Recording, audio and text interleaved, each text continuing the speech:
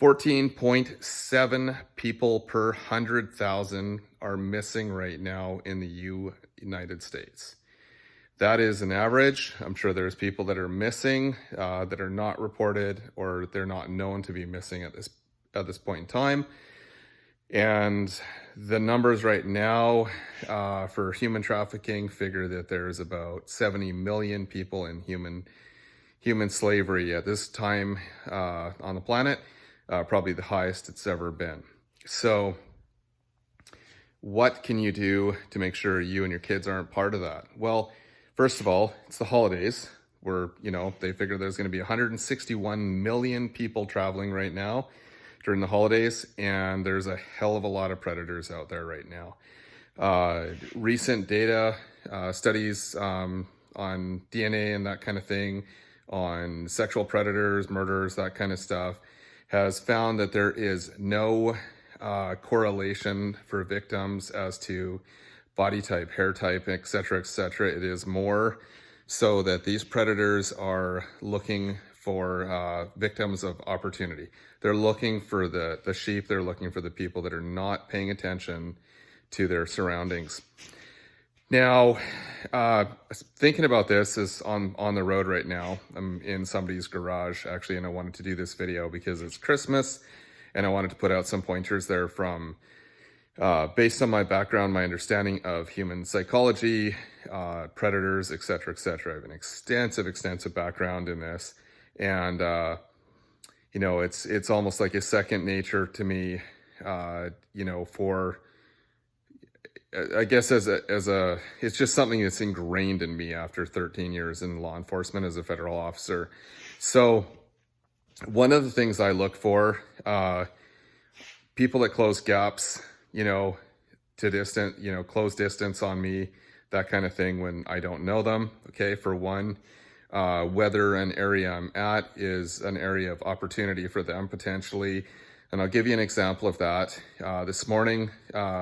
Yesterday morning, leaving home, I'm on the road. I'm not going to say where I was, but we had to stop for a bathroom break. And so I did a quick look around, noticed there was a truck. It was a couple of construction workers.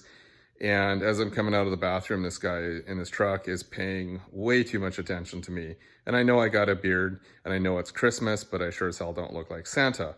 So rather than jumping in my car and potentially being in that vehicle where I'm somewhat trapped and not able to defend myself and my family, I took a few seconds just to pretend I was looking around, scanned the area, looked behind me, paid attention to, whether there was anybody approaching, that kind of thing, before I got into my vehicle. And when I was satisfied that it was just, your average worker kind of thing, I got into my vehicle and we left. And, and that just got me thinking about this subject quite a bit, because now I think I've heard of about 5 personal friends or friends of friends who've had attempts made on them or their kids to kidnap them now. Now, the closest one that hit, or the closest to home would probably be friend's sister, and she was actually witness to an attempted grab of her friend's kid in Las Vegas. Next one would be my friend who was traveling between Utah and Idaho. Somebody approached their kid handing out stickers at a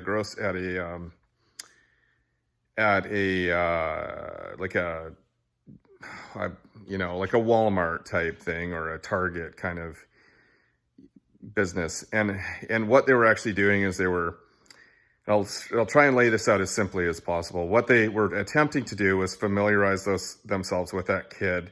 They were attempting to groom that kid to let their guard down, so that at the next place they ran across that kid, if there was an opportunity to grab that kid, they could, without the kid freaking out.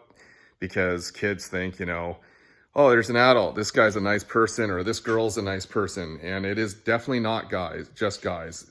There are husband and wife teams, there are boyfriend-girlfriend teams, A lot of these people that are using women to get people's guards down, to try and grab other human beings and you know, sedate them or whatever and get away with them.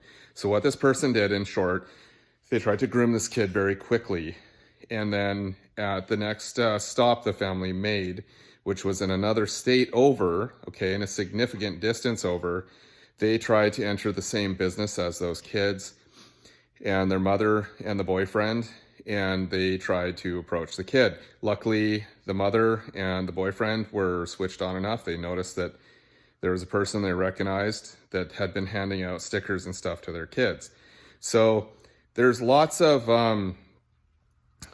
things like that that are done. You really got to think outside the box to protect yourself, your family, you know, from these snatch and grabs and stuff like that. They're happening on an increasing basis. There's video on Vice News. Guy did an interview with a human trafficker. The guy admitted to killing over 500 kids, and that was just one individual. So my advice now, you know, is think a little bit harder about where you're parking. Think about keeping your kids closer to you.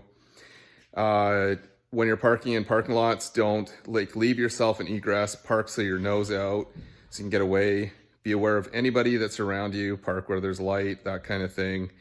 And you know, listen to the hairs on the back of your head. So if somebody is getting your guard up and you just don't feel right about them, you know, maybe go ask for a store security or something like that.